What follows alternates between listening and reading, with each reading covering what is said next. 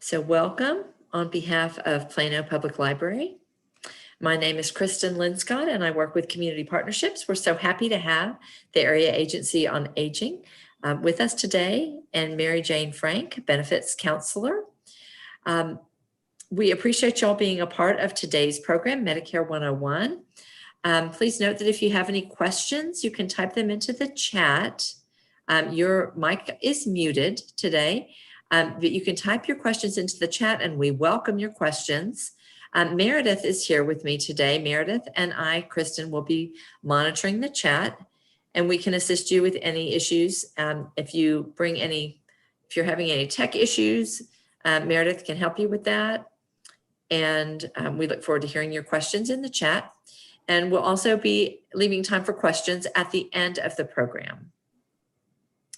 So I've been promoting this with our Living Well series. So keeping your mind and body active and engaged is important. And Plano Public Library is pleased to partner with several organizations with resources to assist you this summer. And there are opportunities to learn something new at the library, including these Living Well programs that connect you with information, programs, and services to assist you in getting the most out of life.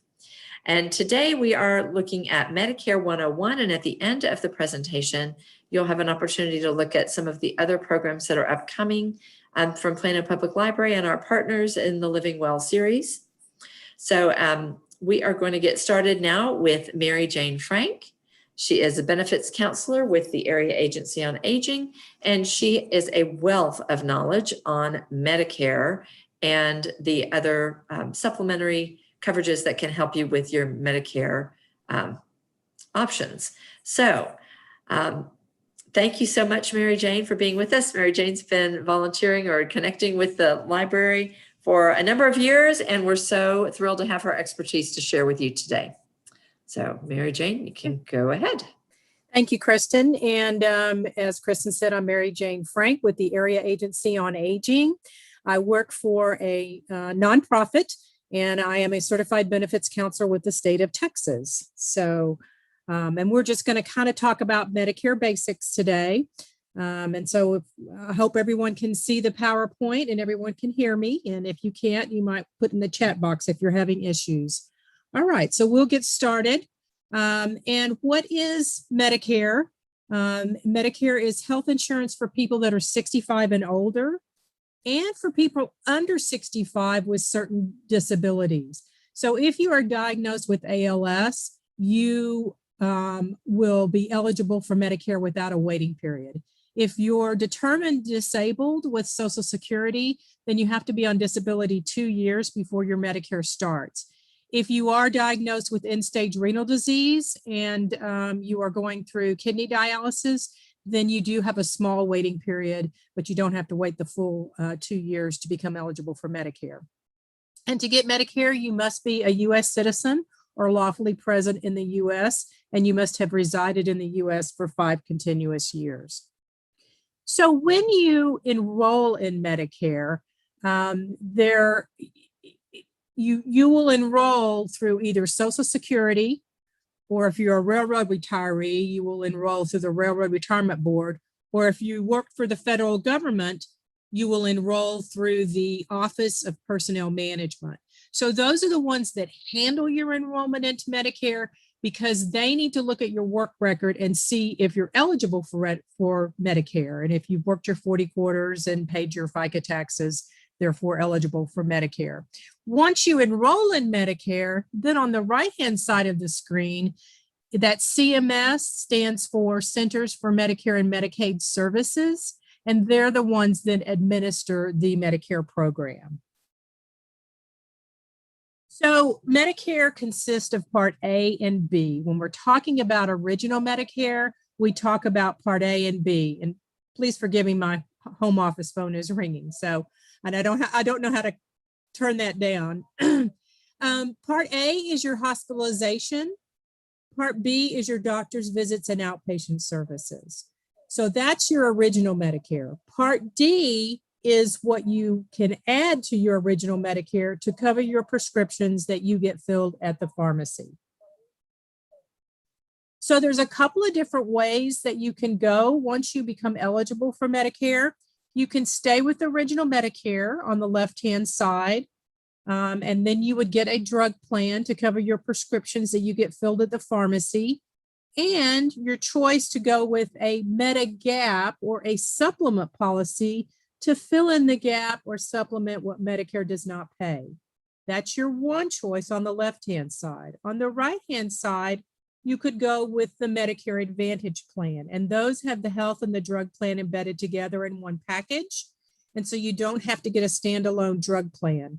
Those are Medicare Advantage plans. They're known as Medicare Part C, Medicare Replacement Plans, Medicare Health Plans. They have a lot of different names. So when we're talking about original Medicare, we talk about Part A is your hospitalization insurance, Part B is your medical insurance, and then you could get the drug plan, and we kind of talked about this in the previous slide. And original Medicare doesn't cover everything. So you would want to consider getting a Medigap or a supplement to fill in the gap or supplement what the Medicare does not pay. With the Medicare Advantage plan, they're called the all-in-one plans. So remember I said they were together, bundled together in one package. So they have the A and the B and the prescription drug coverage all together in one package. They may offer a lower out-of-pocket cost than original Medicare. They are not supposed to be higher in cost than original Medicare, and they might offer some additional benefits like vision, hearing, and dental. Just know that if you do join the plan for some of those additional benefits, make sure that you understand what those benefits are. Dental might be cleanings and x-rays a couple of times a year. And if you do join the plan for the extra benefits, you need to make sure that you use a dentist that accepts that Medicare Advantage plan. So you may or may not be able to use your current dental or dentist. So if you're already accepting or if you're already collecting Social Security benefits or railroad retirement benefits when you turn 65 or when you've been on disability for 2 years, then you automatically would be enrolled into Medicare. So if you're collecting early retirement, if you're collecting widow's benefits, or if you're collecting disability, then you would automatically be eligible for Medicare and you don't have to sign up for it. If you're not already collecting Social Security benefits, then you're not in the system and you're going to have to actively enroll in Medicare. And you can do that during your initial enrollment period. And so that's 3 months before you turn 65 or 3 months before your 25th month of disability benefits, and then 3 months after. If you're automatically enrolled, they're going to mail you a Medicare card automatically 2 or 3 months before your Medicare eligibility date. So this is kind of what your card is going to look like on the right-hand side. And it's going to have your Part A, Hospital Part A and Hospital Part B effective dates on there. There might be some reasons that you don't want to accept Part B. One of those reasons might be you are currently working and you have employer insurance and it's credible coverage. So therefore you don't necessarily want to accept Part B because there is a premium for Part B. There's not a premium for Part A. If you've worked your 40 quarters, paid your FICA taxes, Part A is premium free.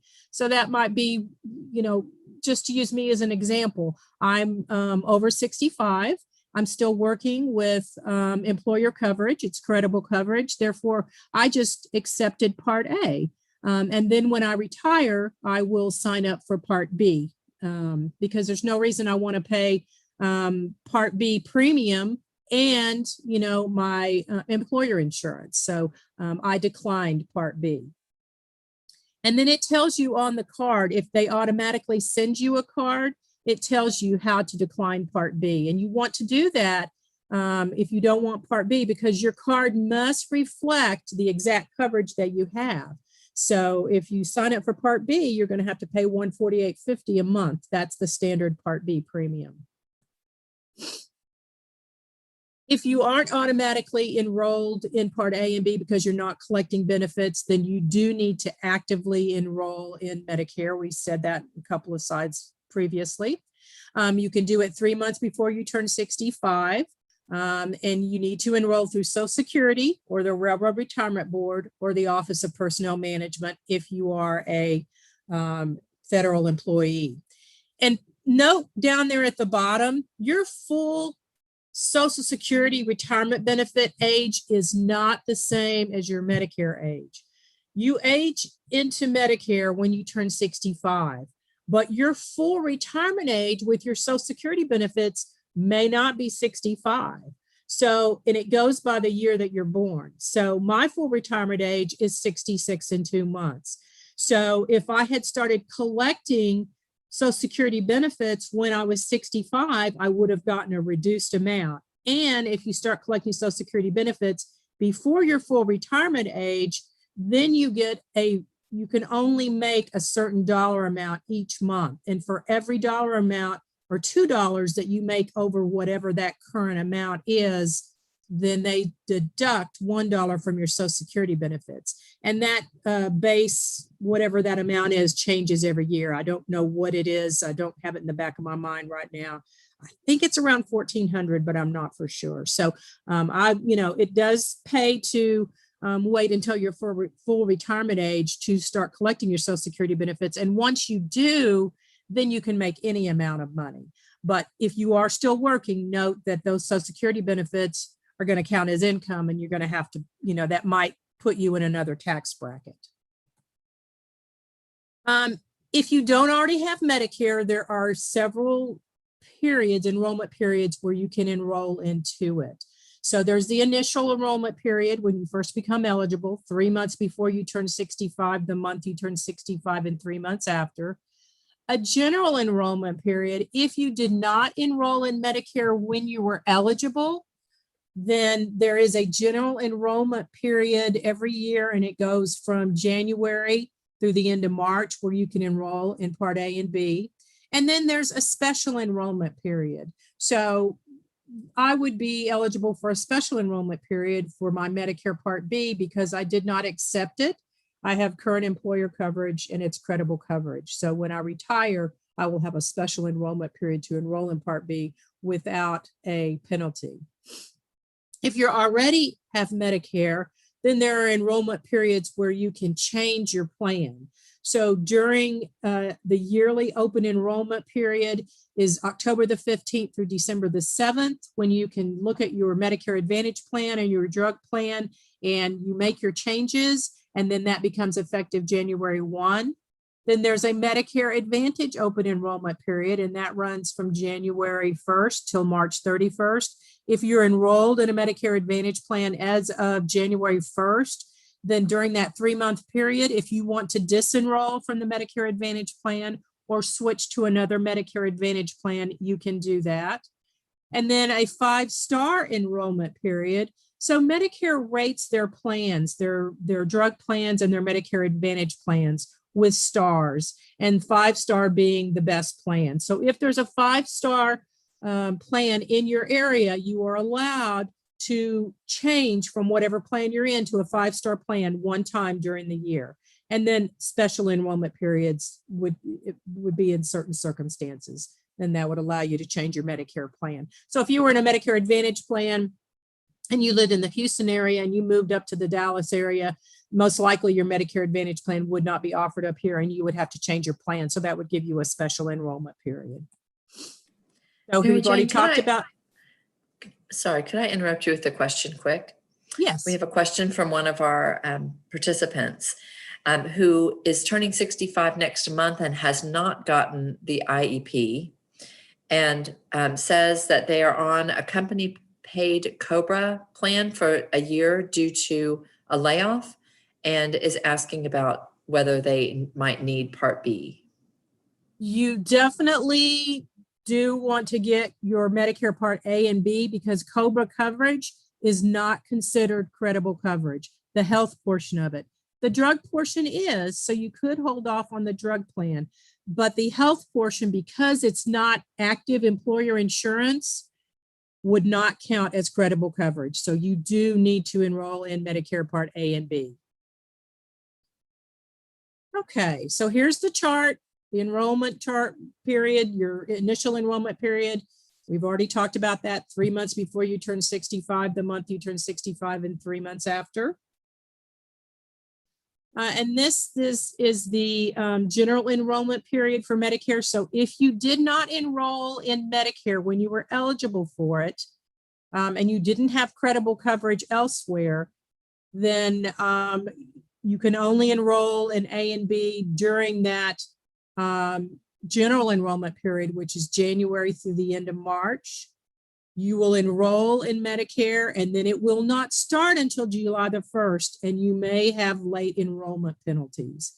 So you want to make sure, and that was a good question about COBRA, because if you waited until COBRA was done, then you would be caught in that you'd have a late enrollment period, and then you could only enroll in Medicare B between January and the end of March, and your Medicare B would not start until July, and now you would have to pay a penalty for the rest of your life for Medicare Part B. So we have another question. Okay. If you don't mind. So if someone is over 65 but has never worked in the US, they would not qualify for Medicare. Is that correct? That might be correct. That's a really involved question. And I think there's something called conditional QMB, and either if you're a citizen but no work history, you can apply for conditional QMB, and that's where you want to enroll in Medicare on the condition that Medicaid will pay your premiums.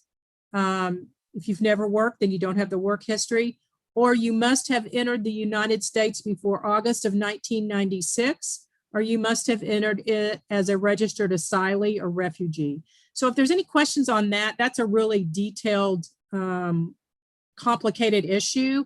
My phone number is at the end of this slide. I suggest maybe you give me a call and we can kind of discuss that a little bit deeper. Thank you, Mary Jane. Okay, so we're talking about the open enrollment period. This is the Medicare Advantage open enrollment period, and it kind of coincides with the open enrollment period for enrolling in A and B. And remember, you have to be enrolled to take advantage of the Medicare open enrollment period. You have to be enrolled in a Medicare Advantage plan as of January the 1st. So it allows you to change from one Medicare Advantage plan to another, or drop your Medicare Advantage plan and go back to original Medicare and sign up for a drug plan. So this is talking about the annual open enrollment period. This is when I am the busiest, October the 15th through December the 7th. We look at your plan, we make sure it's the best plan for you, and then whatever changes you make during October the 15th and December the 7th, your plan becomes effective January 1. So it's so important that you look at the plan that you have. Just because that plan has been great for you for the last 2 years does not mean that the next year it's going to be the best plan for you or the most cost effective for your medications. So it's so important that you review your plan. So usually in October, your plan should send you a packet, and it's called an annual notice of change. You need to check that packet, make sure what your premium is going to be, make sure it should have a list of all the drugs on the plan's formulary. It's going to show you if there's a deductible for the health portion of the plan or for the drug portion of the plan. And it's going to tell you if your copays, if you're on a Medicare Advantage plan, if your copays are going to change. It's really important to review that packet. If you don't get that packet, you can call your plan and tell them to send you that packet. That's one thing I do during Medicare open enrollment. I do a lot of drug plan comparisons and Medicare Advantage plan comparisons for people to make sure that whatever they have is going to be the best for the next year. So if you are in, if you're still working after your age 65 and you have employer coverage and it's credible coverage, once I retire, so I'm just going to use myself as an example. Once I retire, the day that my active employer insurance ends, I have 8 months to sign up for Medicare Part B as in boy. I only have 63 days to sign up for a drug plan. So why they didn't make those coincide, I don't know. So there's a lot of enrollment periods with Medicare, and it gets real confusing. But I'm going to, before I retire, there's some paperwork that you have to submit to Social Security. It's called a CMSL 564, and it documents, my company will document that I've had credible coverage since I turned 65. And then I'm also going to fill out an application for Part B, and I'm going to submit that to Social Security when I sign up for Part B, because I want to document that I've had credible coverage, so I will not have to pay that penalty for not signing up for Part B when I was eligible for it when I turned 65. So there's an 8-month period after your active enrollment employer insurance ends to sign up for Medicare Part B as in boy, only 63 days to sign up for a drug plan. Your 5-star enrollment period, we talked about that. If there is a 5-star plan in your area, and you can tell if it's a 5-star plan, you can go on Medicare's website if you're computer savvy, and I highly suggest you establish an account on Medicare.gov. Because you can go in, you can print your Medicare card, you can look at the plan that you have, you can review your plan, you can look at the benefits. There's a lot of things you can do on Medicare.gov. And down there in the right-hand corner of the screen, that little star with a 5 in the middle of it, that's the 5-star plan. So if the plan has a 5-star rating, you can change anytime during the year from the plan you're on to a 5-star plan and not have to be in a enrollment period. It is a special enrollment period is what they call it, the 5-star plan change. All right, so there are some other reasons that you might qualify for a special enrollment period. If you move out of the plan service area, like the example I gave before, if you live in Houston, you move to Dallas, probably your Medicare Advantage plan is not going to be offered up here, and you would have a special enrollment period. If you are on Medicare and Medicaid, and if you are on a program called Extra Help, and we're going to talk about that a little bit later, but if you're on Extra Help, that allows you can change your Medicare Advantage plan or your drug plan once a quarter. And so that allows you a special enrollment period. If for some reason your program leaves the service area, that would allow you a special enrollment period. If you're going and entering a long-term care facility like nursing home Medicaid, or you're leaving, that allows you a special enrollment period. If you lose your government program, your Extra Help status, that allows you a special enrollment period.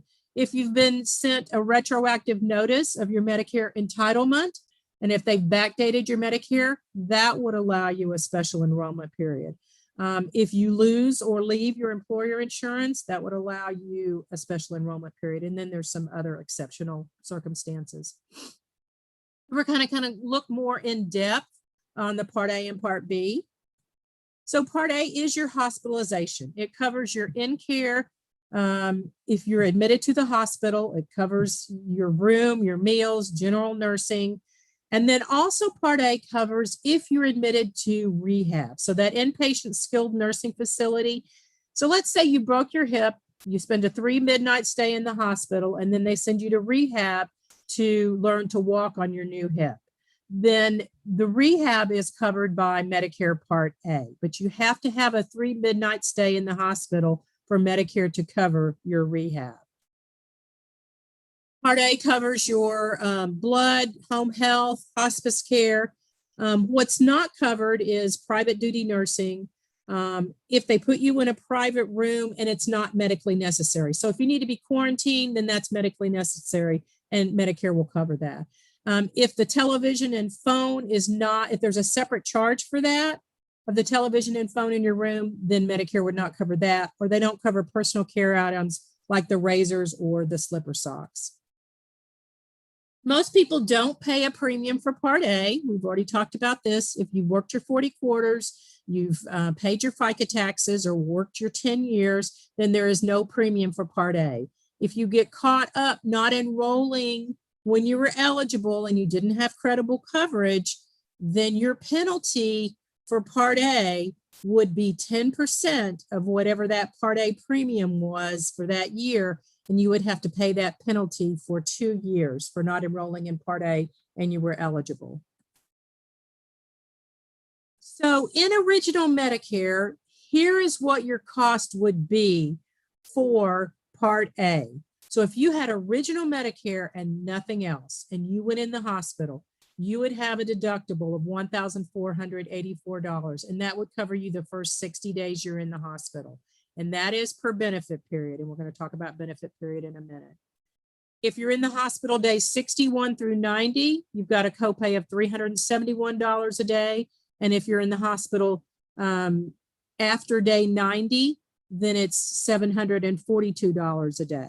So there's some pretty hefty copays if you don't have a Medigap to fill in the gap and cover what Medicare does not pay, or if you're not on a Medicare Advantage plan. So Medicare Advantage plans are set up a little bit differently. We're going to talk about that later. This is talking about if you're in original Medicare and you have nothing else. If you go into rehab, that skilled nursing facility, it's $0 for the first 20 days. Medicare pays for the first 20 days of rehab at 100%. And then if you're in rehab days 21 through 100, you've got a copay of $185.50 a day. And then you're responsible for all the cost after day 100. Medicare Part A does play for home health care services and for hospice care. And there's no charge for hospice care unless there are medications to manage your pain and symptoms, and your charge might be up to $5 for those medications. And then there is a charge if there's inpatient respite care needed, then up to 5% of whatever the cost of that is. And they cover blood also in your Medicare Part A. So we said that $1,484 was per benefit period. So what is a benefit period? So if you're in the hospital and then you even go to rehab and you're out of rehab for 60 days, and day 61, you go back in the hospital, you are in a new benefit period and you would have to pay that $1,484 again. But let's say you're in the hospital and maybe you went to rehab and you were out of the hospital, or you were out of rehab for 2 weeks and you went back in the hospital. There's not that 60-day lag in between discharge and readmission. Therefore, you would not be in a new benefit period and not have to pay the deductible again. So benefit period is not per calendar year. It can span across a calendar year. It's determined as to when you're discharged and readmitted to the hospital. So Part A is premium free for most people if you worked your 40 quarters and you paid your FICA taxes. Excuse me. One thing you want to consider, if you're still working and you have employer coverage, it's credible coverage, and you decide, well, I'm just going to take Part A, I don't want Part B right now. If you are contributing to a health savings account, do not accept Part A, because there is a IRS tax penalty if you are contributing to a health savings account and you have Medicare at the same time. So you don't want to accept Part A if you're contributing to a health savings account. Your Part B is your doctor's visits, outpatient services, durable medical equipment, lab tests, MRIs. It does cover home health also, your outpatient services, your preventive services like flu shots, your yearly wellness visit. And there is a standard premium for Part B, as in boy, and it's $148.50. And if you were having to pay the penalty, then your $148.50 would be your standard for 2021, and then you pay the penalty on top of that. If you're in a higher income bracket, you might pay more for your Part B premium, depending on what your income is. And this is a little chart to show you what you would pay. It's called the IRMAA amount, monthly adjustment amount, or income related monthly adjustment amount. So for 2021, Social Security looks at your tax return for 2019. And if your income is above a certain amount, then you would pay a higher amount for your Part B premium. I don't know if you can see on the right-hand side. I don't know if the speaker views are blocking the screen, of what you pay, but if you'll start at the top on the left-hand side, if you file an individual tax return of 88,000 or less, or a joint tax return of 176 or less, then you would pay the regular 148.50. And then it kind of goes down from there. If you're an individual and filed taxes in 2019 of 88,000 up to 111,000 as an individual, or 176,000 to 222,000 as a couple, then you would pay the premium on the right-hand side. And I'm sorry, it's blocked. I can't see it. It's got my speaker views, my speaker pictures on it. But you all should have gotten these, this PowerPoint. You should have been emailed the PowerPoint. If you don't, you can always contact me and I can forward it to you. We did not mail it out in advance. Okay. Can I, a couple quick things. So just to confirm that individuals who have medical coverage through their own employment or spouse's employment can decline Part B. Is that correct? As long as it's credible coverage. So you need to check with your benefits coordinator and make sure that it's credible coverage. You also need to check with your benefits coordinator because some companies, when you do become eligible for Medicare, they might want you to go with Medicare all the way. So you really need to check with them and make sure that it's okay that you maybe just sign up for Medicare Part A and continue on the employer coverage. I had a gentleman who his wife worked for a big company and he assumed it was okay. He was on her employer insurance. He just signed up for Part A. And then after he became eligible for Medicare, but he didn't sign up for Part B, he had some surgery done and the employer insurance paid as secondary insurance. And he said, what's the deal? He said, it should be primary. And they said, no, when you turn 65, you should have gone with Medicare all the way.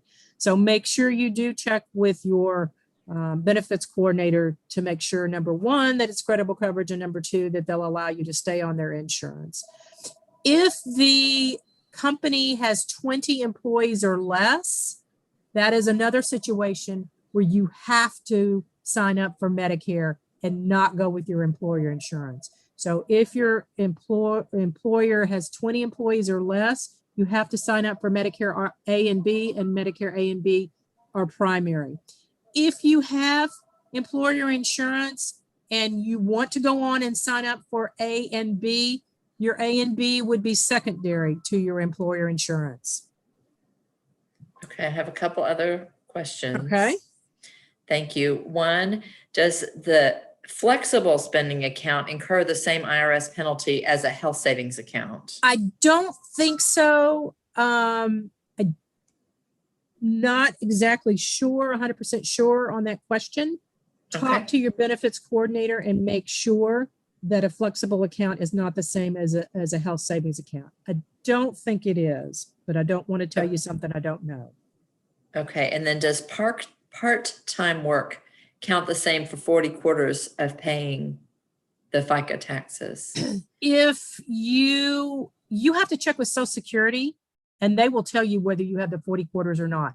There is a certain dollar amount that you have to earn each quarter every year. And Social Security is the one that determines what that dollar amount is. So if you earned that certain dollar amount by working part-time, then yes, you would get your quarter. But Social Security is the one that's going to tell you whether you have 40 quarters or not, or whether you're lacking.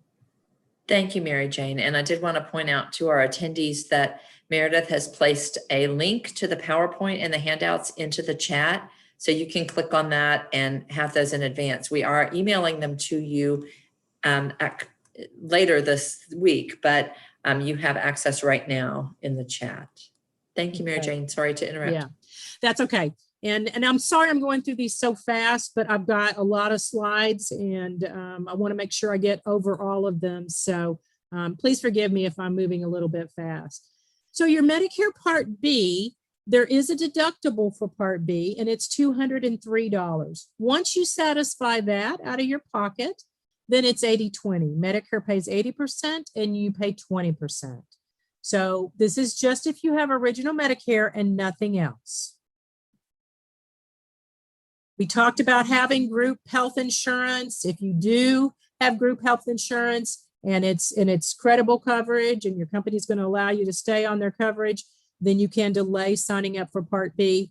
And then once you retire, then you have that 8-month period where to sign up for Medicare Part B as in boy. And it says down at the bottom, contact your benefits administrator just to make sure that that it is credible coverage. So most people do pay a monthly premium for Part B. There are some government programs that will help if you are low income to pay for your Part B. It's usually deducted from your Social Security benefits, but remember your Medicare age is different from your full retirement age. So if you accept Medicare Part B and you're not collecting Social Security benefits or railroad retirement benefits, then you will have to pay that premium out of your pocket. And there's several ways to do it. They can bill you, you can pay it quarterly, or there's other ways you can have it deducted from your bank account. There's a lot of different ways that you can take care of that Medicare Part B premium if you're not collecting Social Security benefits. If you are collecting Social Security benefits or railroad retirement benefits, that Medicare Part B premium will be automatically deducted from your benefits.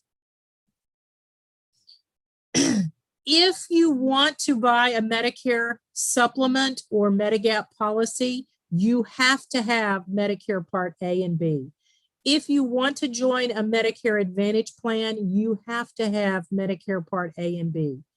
If you're eligible for TRICARE for Life or CHAMP VA, which are programs through the VA, you have to have Part A and B. Or if your employer coverage requires you to have it, so in the situation where your employer has less than 20 employees, then you have to sign up for A and B when you become eligible for Medicare. Note down there at the bottom, VA benefits are separate from Medicare.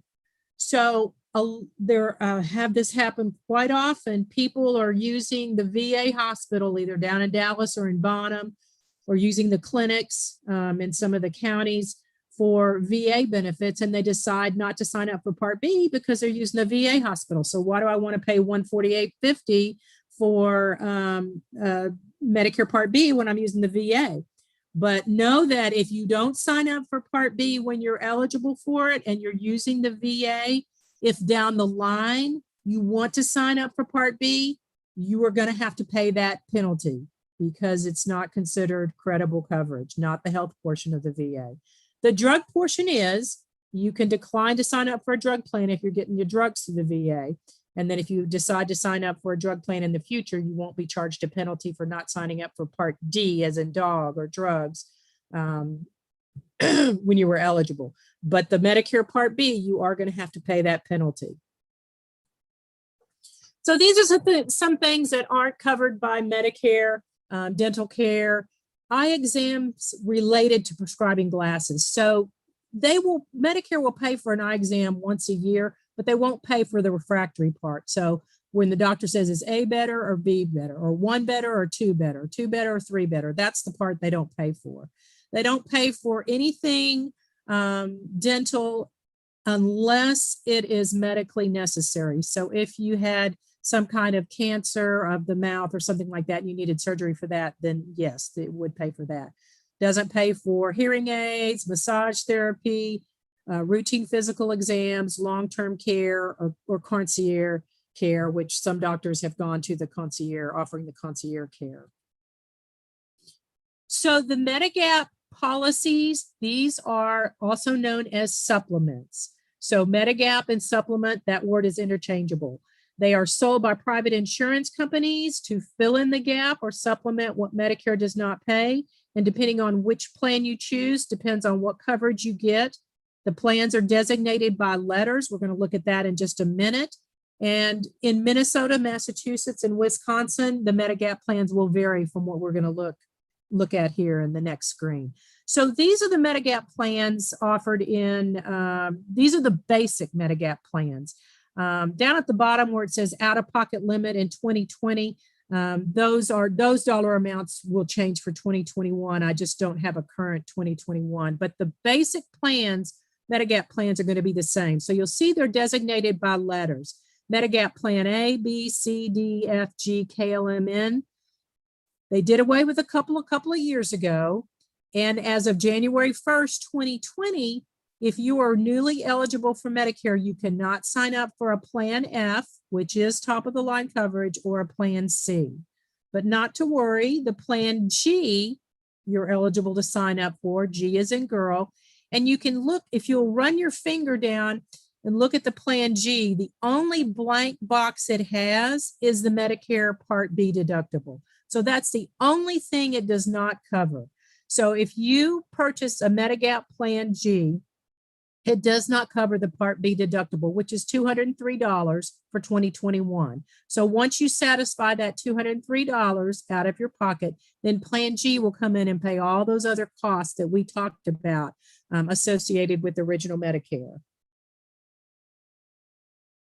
We just talked about that. If you're eligible for Medicare after January 1st, 2020, you're not going to be able to sign up for an F or a C. And your Medigap open enrollment period starts when you sign up for Medicare Part B as in boy. So either when you turn 65 and signed up for Medicare, or when you enrolled in Part B. So my open enrollment period for a Medigap is not going to start for me yet because I'm not enrolled in Part B. So once I retire and I sign up for Part B, then my open enrollment for the Medigap starts, and that's for 6 months. If you, whenever you first, it all pivots on when you sign up for Part B. And so you have 6 months of guarantee issue where they are not going to make you undergo medical underwriting, and they cannot turn you down for any pre-existing conditions. But let's say when you became eligible for Medicare, you went with the Medicare Advantage plan for a couple of years, and then you decided you wanted to go back to original Medicare and pick up a Medigap and a drug plan. You can do that, but now you have to undergo medical underwriting with the Medigaps, and you have to fill out a medical questionnaire, and they could turn you down for pre-existing conditions. So your best time to buy a Medigap is when you first become eligible for Medicare Part B. The Medigap plans, I can discuss them with you, and I can give you estimate prices, but to sign up for a Medigap, you have to talk to an insurance person, whether it be a Medigap broker or the insurance company. I cannot sign you up for a Medigap plan. Now we're going to talk about Part D. So you can get drug coverage a couple of different ways. You can get it through, if you have original Medicare, then you can get a standalone drug plan. Or if you go with a Medicare Advantage plan, then your drug plan is embedded together in a single package with the Medicare Advantage plan and the drug plan together. So you don't have to get a standalone drug plan. Those are the two ways that you can get drug coverage. So your drug plan your costs can vary from plan to plan. So your premiums are going to vary. Your deductible is going to vary. It might or might not have a deductible. Your copays and co-insurances are going to vary. And depending on what pharmacy you use and what plan you have, your costs might vary. So there are preferred pharmacies for these plans, and there are government programs to help with your Medicare drug costs, and we're going to talk about that at the end. There is the coverage gap. So we used to have the donut hole. We don't have that anymore. Now we have the coverage gap, and that is when your cost of your drugs, your retail drugs, the cost of your retail drugs reaches $4,130, you go in the coverage gap. And then you have to reach another $6,500 to bring you out of the coverage gap into catastrophic coverage to have your costs go down. So if your drug, the retail cost is $100 and you're paying a $20 copay for that, it's that $100 that's adding up in the background. And if you're taking some expensive medications, you could hit that coverage gap pretty soon. I've seen people hit it in the first or second month, and then I have some people that never hit it. So it's not the donut hole, but it still acts like the donut hole where the cost of your medications could go up. Your copays could go up through the year. This is your monthly adjustment amount, or your IRMAA amount, income related monthly adjustment amount for Part D, Medicare Part D as in drugs. So just like Part B, you might have to pay more for your premium for Part D if you're in a higher income bracket. Part D is optional. You don't have to get a Part D plan, But if you don't choose a plan and you're eligible for one, and you don't have credible coverage, or you don't have VA coverage or drug coverage through COBRA, then you might have to pay that penalty. And it's 1% per month for every month you didn't have a drug plan and you were eligible for one, and you would have to pay that penalty for the rest of your life. So really need to think about that. I have people that are not taking any medications, and they're thinking, why do I need to sign up for a drug plan and pay a monthly premium if I'm not taking any medications? Well, there's some drug plans out there. There's one this year that's only $7.30 a month. There's some that are, 13, 16. So that's what I always encourage people to do. If they're not taking any medications, let's just go on and sign you up for one of the inexpensive drug plans so you can avoid that penalty. So for a drug plan, you only have to have A or B if you're signing up for a standalone drug plan. But if you're getting your drug plan through a Medicare Advantage plan, you have to have A and B. You may have to pay more for your drug plan if you're caught in that penalty phase.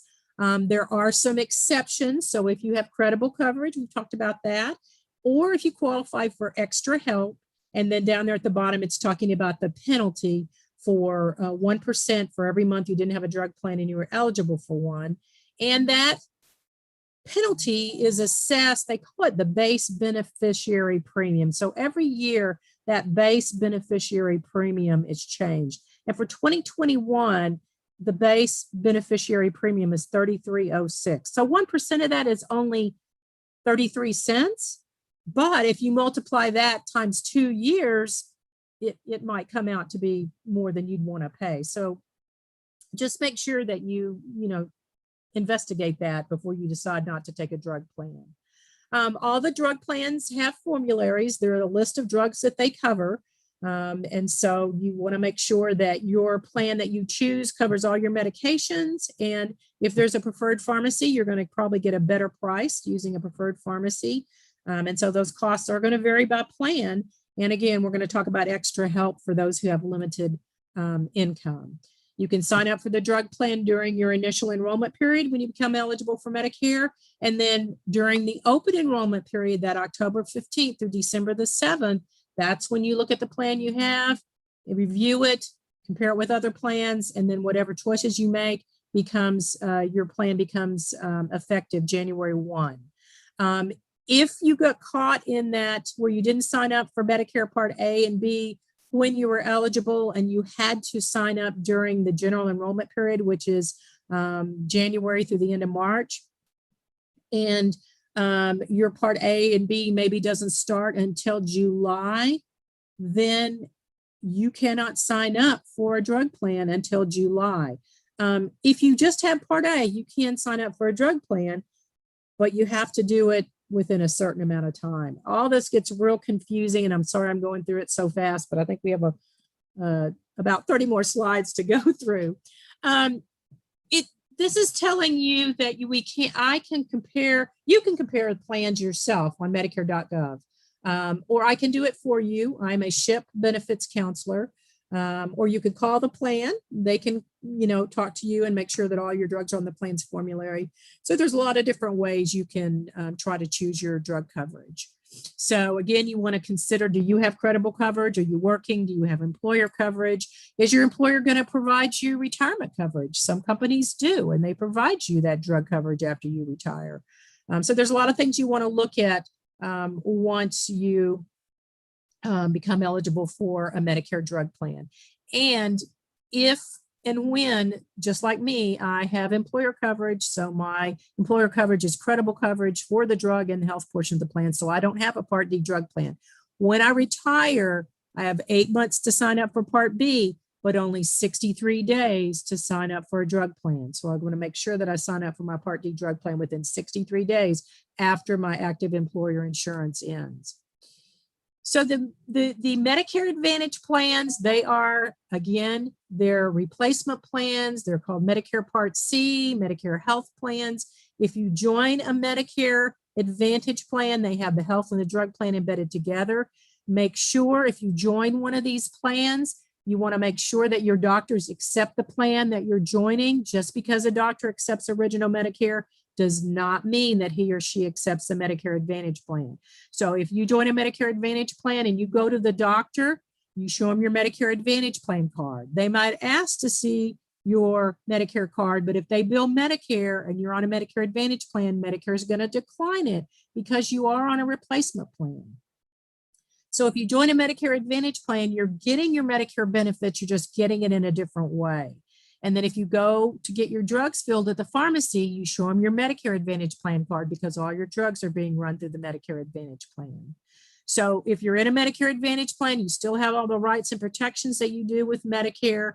You still get the services that are offered by Medicare Part A and B. It's just that the Medicare Advantage plan is offering those services. And you may choose a plan that includes drug coverage. There are some Medicare Advantage plans that don't have drug coverage.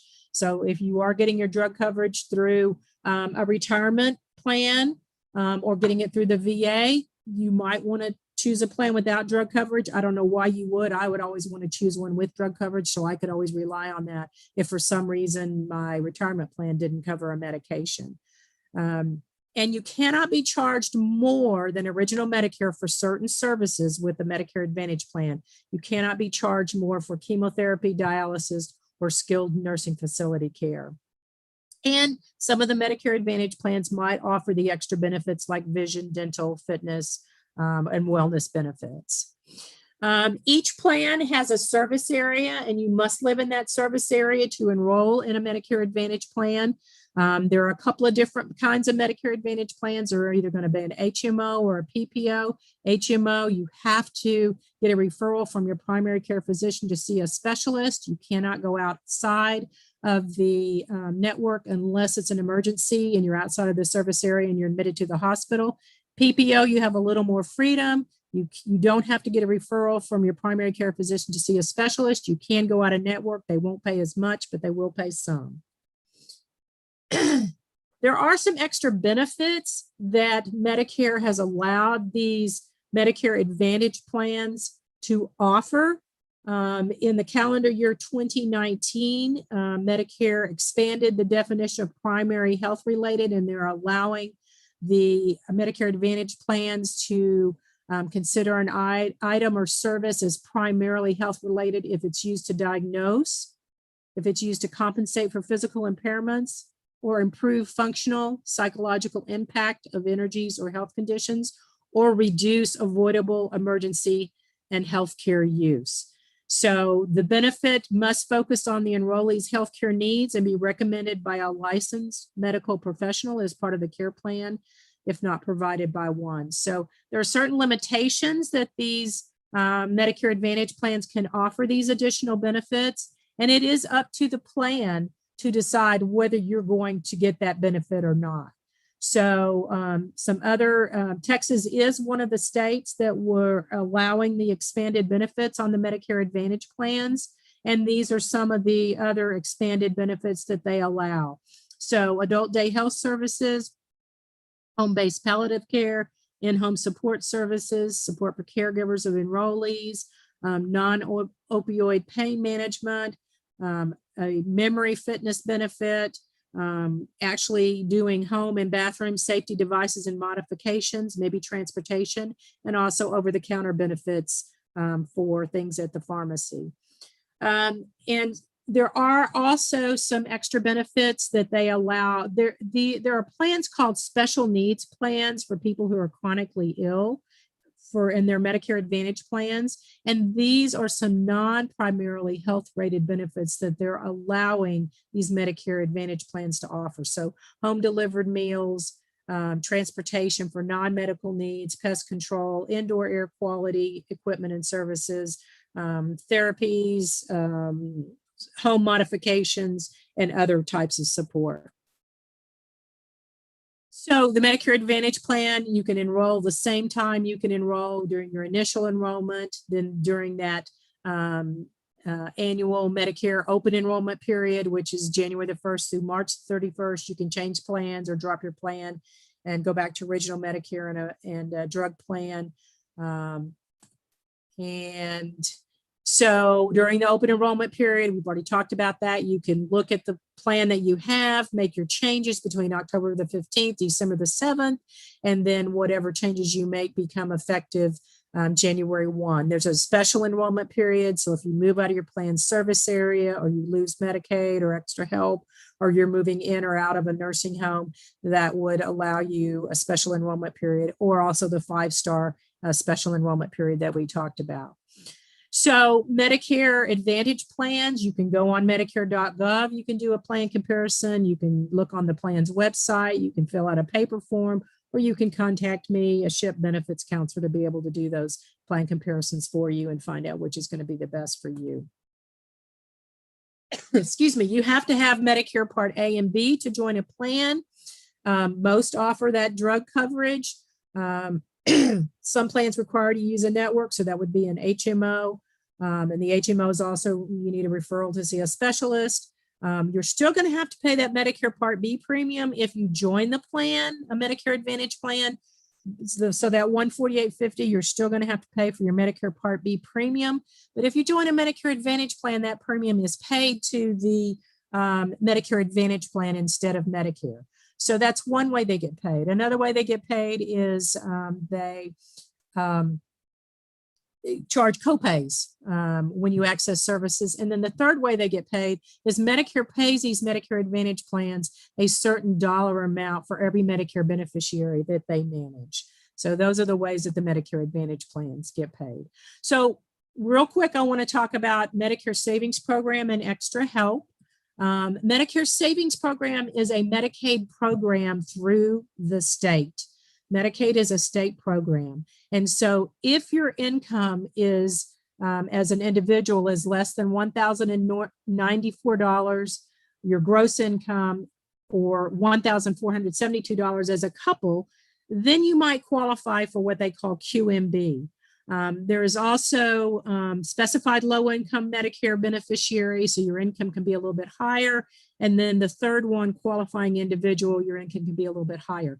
QMB is the only one that you would be Medicare, Medicaid. The SLMB and QI, it would just pay your Part B premium. And down at the bottom, it tells you what the asset limits are for an individual and a couple. And so there is another program called Extra Help to help with your prescription drug coverage. It's also called Low Income Subsidy. This is the easiest government program. I can help you fill out the application for. I can do it while I'm talking to you on the phone. I'm on Social Security's website. It takes about 10 or 15 minutes, and I can submit it online and submit it to Social Security, and you'll find out about in 3 or 4 weeks whether you qualify for the program. On the Extra Help, or on the Medicare Savings Program, that's a different program through the state, and I use a paper application, and it takes a little bit longer to qualify for that program. But Extra Help, I do it online, and it's pretty quick. If you automatically will qualify for Extra Help, if you qualify for SSI Medicaid, or if you qualify for the Medicare Savings Program, then the state will notify the Extra Help or the Social Security, which is a federal program, and let them know that you should qualify for the Extra Help. And those are 2 programs that I do a lot of outreach work with, the Medicare Savings Program and the Extra Help. I'm just going to skip over some of these because we're kind of running out of time. These are just some acronyms. Here is my, my contact information, and I'm going to leave that up on the screen for a minute, but I also want to pull up, and I think Meredith is going to do that for me. I want to pull up just some sheets that are really handy reference sheets that show you some federal and state program income asset limits, and the federal program for Extra Help, the income asset limits. And then I want to just talk quickly about the Senior Medicare Patrol. So do I need to stop sharing my screen for you to pull up the income asset limits?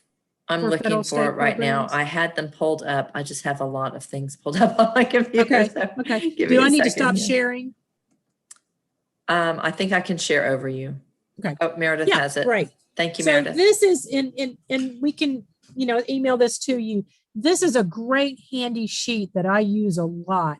And it tells me what the income asset limits are for 2021 to qualify for SSI Medicaid, then to qualify for the three Medicare savings programs, QMB, SLMB, and QI. And over on the right-hand side, it tells you what the benefits are. Then under that, it's extra help. And that shows what the income asset limits are for extra help, for nursing home Medicaid, for Star Plus waiver. And you can see there's no income asset limits for SNAP benefits or food stamps. That's the one government program that does take into consideration your income asset, your outgoing expenses. And so they do deduct those from your income to determine how many food dollars you're going to get in food stamps. Okay, so we can close that one out and then open up the extra help. Okay. So this shows you the three different levels of extra help to help with your Part D prescription drug coverage. There's three different levels, shows you the income asset limits. And if you can scroll down to the second part of it. So if you're, let's say you qualify for group number 2, if you'll look in group number 2 and kind of follow that down, you will pay 0 monthly premium if you qualify for group number 2 for the premium of the drug plan. So it says if enrolled in a benchmark plan. So every year they have a benchmark level for a drug plan. So let's say it's $30. I don't know what it is for 2021. So if you qualify for extra help group number 2 and you get the extra help, then if you enroll in a drug plan where the premium is $30 or less, whatever the benchmark level is, you will not have to pay the monthly premium. If you enroll in a premium or in a plan that has a premium $35, then you would just pay the $5 extra. Then the cost of your medications, as long as all those drugs are on the plan's formulary in group number 2, you would pay no more than $3.70 for generics and no more than $9.20 for brand names, and you would not be subject to the coverage gap. So, and now if you can just pull up the last one on the vaccines. So there is something called the Senior Medicare Patrol, I'm thinking, I'm surprised it doesn't have the number on here, but you really need to be careful. As long as there is some way for scammers to scam people, they are going to scam them. And so there's been a lot of scams going around about the COVID vaccine. So some people are being asked to pay out of pocket, or some people are being contacted and asked to pay to put their name on the waiting list to get early access. This is kind of dated information because we're really getting into a lot of people that have already had the vaccines, but people are still being scammed by it. So I just want you to be careful, pay attention. If you think you're being scammed, you can call the Medicare hotline, you can call the FBI hotline, or the Health and Human Services Office of Inspector General hotline down there at the bottom. And also there's a Senior Medicare Patrol, and I don't have the phone number for that. And I'm sorry, I thought this was on this slide, but I can also give you, anytime you think that there is Medicare fraud, you can report that to the Senior Medicare Patrol, and they will help you look into it. And if they think there's a case, then they will forward it on to the FBI or the Inspector General, or, and in Medicare, and let them build the case. So that is the end of my presentation. I'm sorry I went over just a little bit, and I'm sorry I had to go so fast. Any more questions? And if we not, do have a few more questions, Mary Jane. And yes, you've done a fantastic job rushing through a lot of detailed information. So we so appreciate your time. So a couple of questions. Can you switch drug plans without penalty during open enrollment? Yes. Yes, that's what open enrollment is for. Great. If you have a health savings account, but are no longer contributing into it, but you have a balance, like even several $1,000s, will this go against you with Medicare? No, my understanding, it will not. You might need to check with the IRS or your benefits coordinator if they're well versed on this. But my understanding is you can use the money to pay for, Medicare benefits or medical cost If it's in the health savings account, you just cannot contribute to a health savings account if you're on Medicare. That's my understanding. Okay, and I have one more. We have a husband-wife on Medicare Part A. Husband is planning to retire at the age of 70. Where on the Social Security site do they apply for Medicare? They're unable to find the area to apply. So I'll have to run them through it. I'll have to look at the website. There is some drop down. Let's put Mary Jane's number back up. Yeah. If you don't mind, Meredith. Sure. Yeah. And just give me a call and I'll help you walk through it. And then also I can email you the forms that you need to submit to Medicare, to Social Security, so you won't have to pay the penalty if you've had credible coverage all this time. So you'd have to fill out what they call a CMSL 564, and that's where your group health insurance would fill out that documenting you had credible coverage. And then also you would fill out if you don't have Part A, or if you already have Part A, you'd fill out an application for Part B.